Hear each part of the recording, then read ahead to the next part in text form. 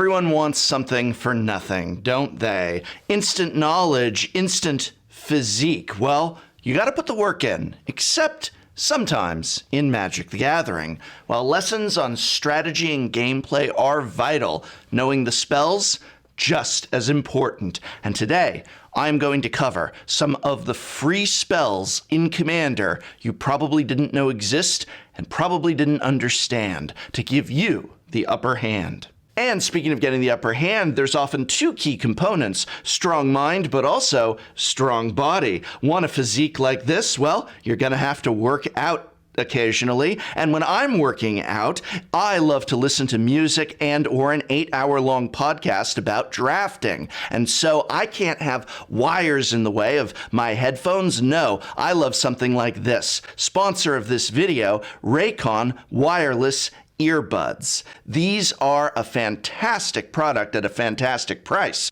Just go to www.buyraycon.com/Tolarian Community to get 15% off your order. Click on the link in this video's description box. I want to show you not only what these Raycons can do, but what I like to do with them. Let's get swell.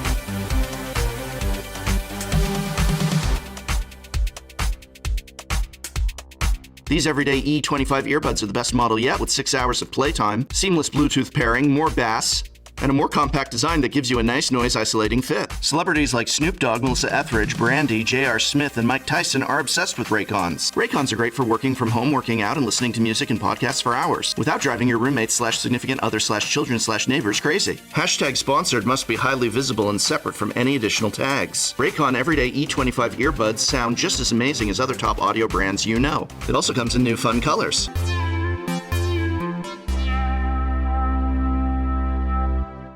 With the release of Ikoria Commander product, many Magic the Gathering players had an opinion on the cycle of free spells included in these decks. Whether you're strongly against the perceived power creep of such spells and the fact that they're in a product partially to push the sale of that product, or not, doesn't really have much bearing on the fact that these are some seriously powerful spells. What makes these spells so powerful is that you are able to cast them without paying their mana cost if you're in control of your commander. When it comes to hoops to jump through, that's a pretty big hoop. You can't miss it. Even if you don't have control of your commander, these cards aren't prohibitively expensive to cast on their own, making them an auto-include in many decks going forward. They're all playable and offer something that each of these colors wants to do. Free spells weren't always this powerful though. Let's look back at how we got to this place. The very first iteration of free spells in a cycle was way back in Alliances. Scars of the Veteran, Force of Will, Contagion, Pyrokinesis, and Bounty of the Hunt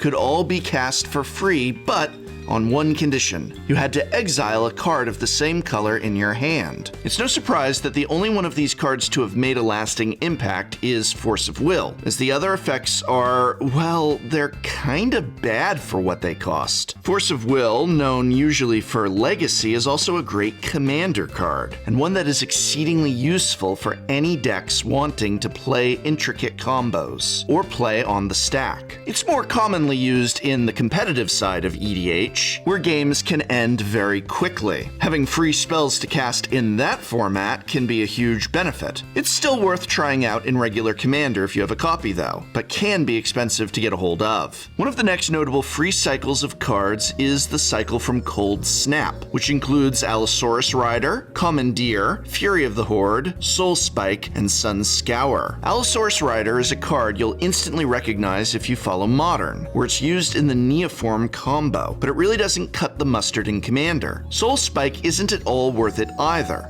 And if you think you have 2 white cards to spare to exile under a Sun Scour and mono white, I'd love to hear from you. The other 2 are actually a lot more playable despite these cards costing 7 mana at base cost. Commandeer is a super fun spell. It's actually been a personal favorite of mine, and one many Commander players have no doubt fantasized about casting in response to something like a Cyclonic Rift. In blue-based decks, it's not unreasonable to have enough card draw to not miss the 2 blue cards from your hand. And if you're also in green, you likely have enough mana to just hard cast this. Fury of the Horde is a great way to top a curve in an aggressive deck, especially if you just need that one more opportunity to attack to close the game. And with generals like Neheb, the Eternal, or Grand Warlord Radha, you can potentially generate the 7 mana to hard cast the spell by attacking anyways. The next notable cycle I'd like to cover is the Pact Cycle. Pacts are powerful cards that let you cast them for free on one condition. If you don't meet their cost at the beginning of the next upkeep, you lose the game. It's a steep cost, and you're unlikely to even think about casting one of these spells unless you have a surefire way to pay the cost next turn. It also helps that mass land destruction tends to be frowned upon. Again, the white card in this cycle kinda sucks. Who would have guessed that? The Red Pact isn't great for Commander either. The other 3, though, decidedly playable. Pact of Negation is a free counter spell and one that doesn't care about what you're countering with it, so no worrying about non-creature versus creature or what have you. It's an absurdly powerful card that sees play in CEDH2, and one that is likely to win you many games. Slaughter Pact is similarly powerful in competitive Commander, and offers a way to remove a problem creature that might be at the heart of a game-winning combo before things can get going. Both of these cards are strong because they offer reactive answers without having to hold mana up, which is what makes some of these free spells so very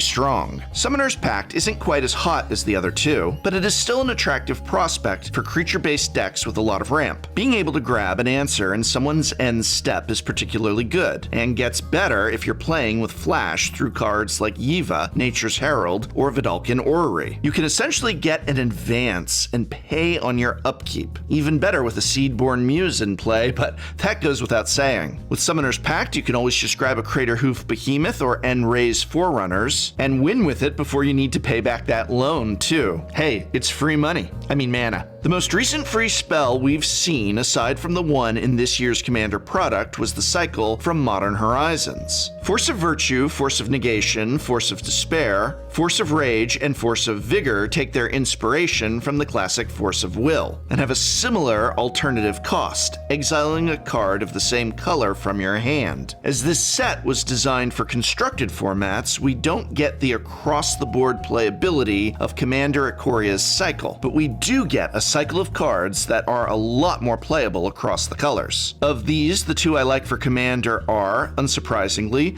blue and green ones. There's a shock. Blue and green powerful, huh? Yeah. Glad they're giving attention to those colors. Force of Negation is a budget alternative, if you can call it that, to Force of Will. It's currently about half the price, but still not exactly a budget card. This one only hits non-creature spells, true, but it does exile them, which can get rid of recurable combo pieces for good. That makes it a great auto-include in decks that play at stronger power levels. Force of Vigor is a fantastic removal spell. Getting to hit 2 artifacts and enchantments for 4 mana is a good rate by itself, but the flexibility of this card is what makes it attractive. You have the opportunity to remove 2 early game mana rocks with this effect, and honestly, sometimes it's worth pitching a card to get rid of some setup pieces. Sniping out your opponent's Soul Ring and Mana Crypt for the cost of a late game spell is sometimes just a value play. So we just covered the most notable cycles of free spells that impact Commander. It's true that there are other free cycles, such as the plethora of alternate costs on cards in sets like Arcadian Masks, or the Shoals cycle from Betrayers of Kamigawa, but really, not many of these are very playable in Commander at all. There are a couple of cards, though, that merit a mention, and once you start to stretch the definition of free,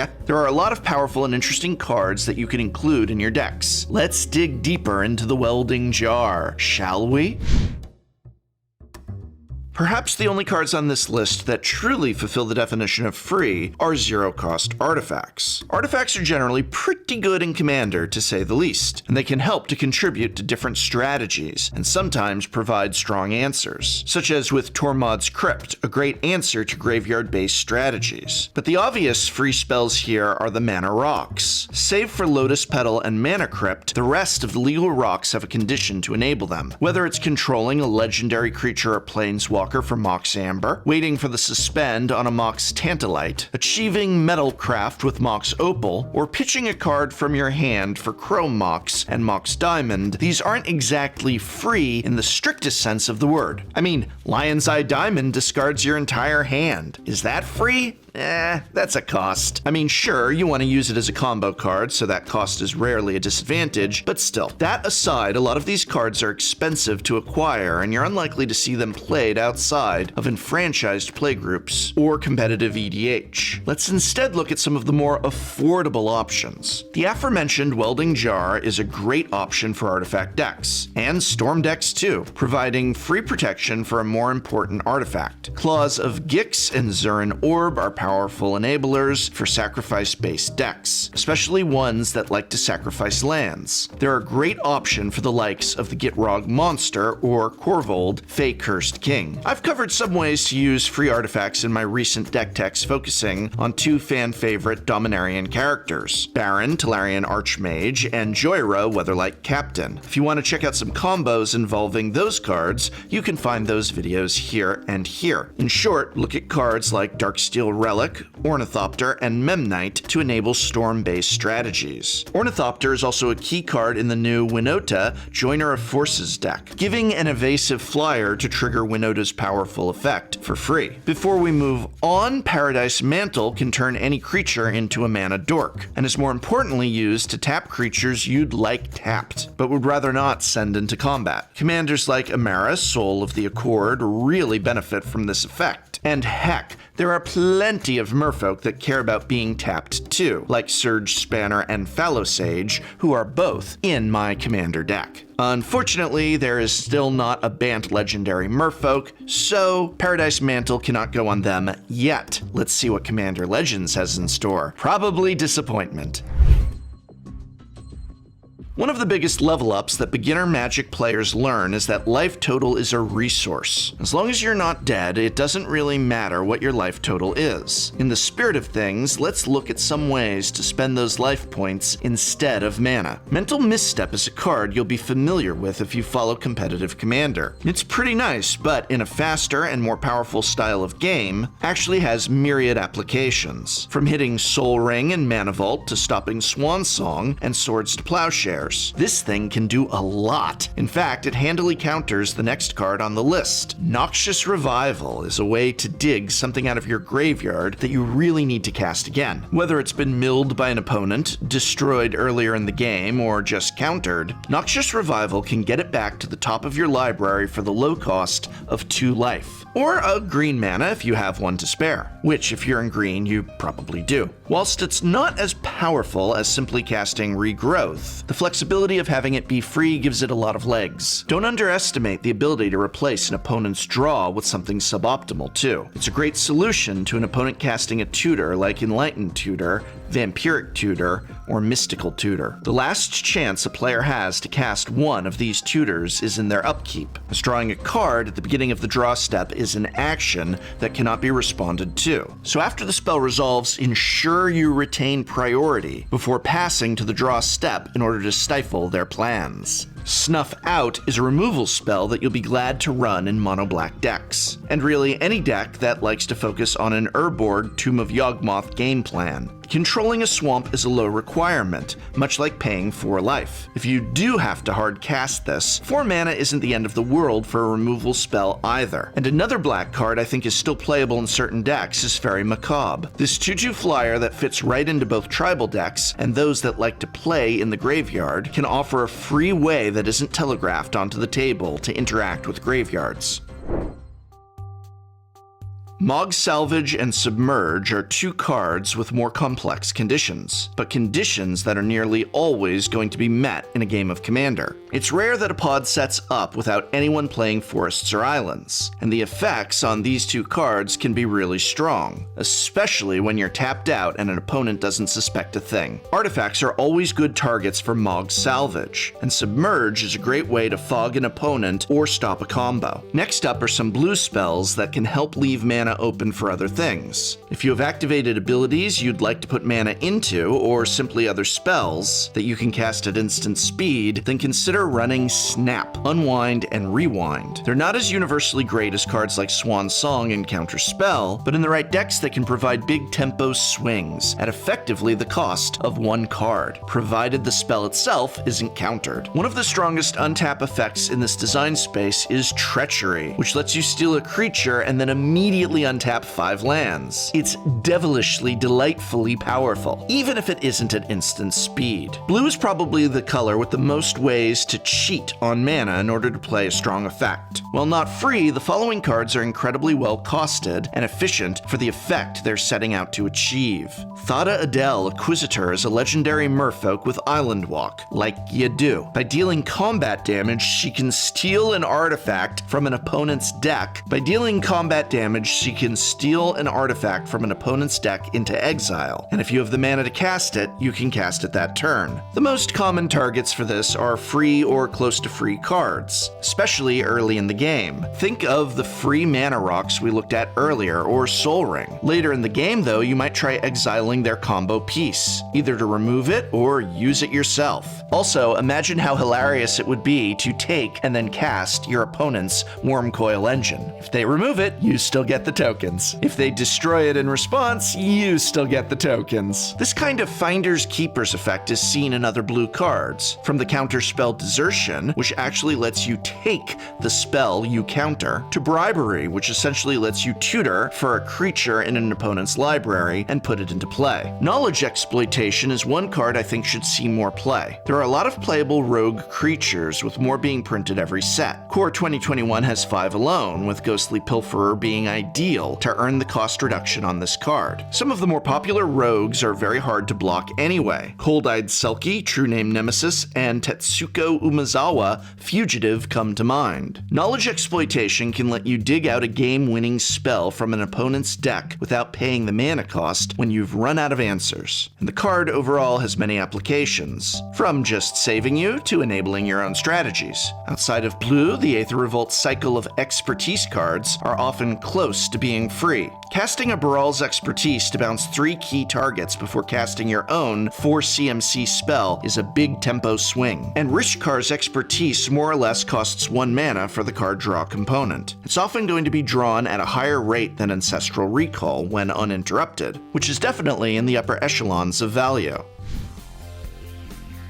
The definition of free has been stretched a little with some of these cards, but in many ways, being able to cheat mana or pay a comparatively small amount for a big effect is often as powerful as and impactful as some of the more literally free cards on offer. If we do circle back to cards that can be free to play, then my final shoutouts are going to be to Leylines and lands. Yeah, that's right, lands. You heard me. But first, Leylines. Leyline of Anticipation, Leyline of the Void, and Leyline of Punishment are perhaps the most impactful lane lines in a game of Commander. Starting the game with any of these on the table can provide you with a powerful asymmetrical advantage. The blue Leyline is the strongest here, with the ability to play at flash speed in a multiplayer game probably being one of the bigger advantages you can have. The other 2 highlighted are still very powerful, depending on your deck's build. Alright, but let's talk lands. Gemstone Taverns asks you, is it better to be lucky than good? And I'll take lucky any day. Beginning the game with a land in play already is a huge advantage, and provided your mana base can afford to be playing a wastes the rest of the time, it's worth a look. I like this in high power decks, or even just in Sisay Weatherlight Captain. At worst, you can ramp for Wooburg. The hideaway land cycle was introduced in Lorwyn, and some of them are pretty easy to trigger in a game of Commander. Mosswork Bridge, Spinerock Knoll, and Windbrisk Heights all fit into decks easily enough, and the fact you can activate these cards to circumvent timing restrictions should not be ignored. Dropping a coat of arms out from underneath a Windbrisk Heights in a tribal deck like Vampires, after attackers and blockers have been declared, can be devastating. For example, Watcher for Tomorrow from Modern Horizons was an example of trying this technology on creatures, and is also worth considering.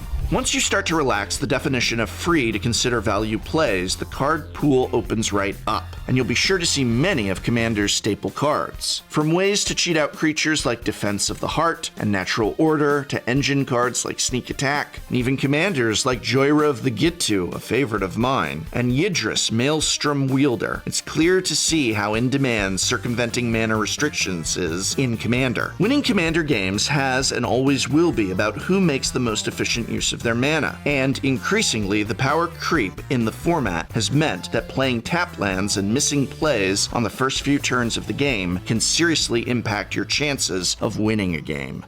I hope very much this video has been of some help to you. Special thanks once again to Raycon, sponsor of this video. Remember, you can go to www.buyraycon.com/Tolarian Community to get 15% off your order of already extremely low prices on extremely great quality. So be sure, if you are in the market for some wireless earbuds, to click that link in the description and check these out.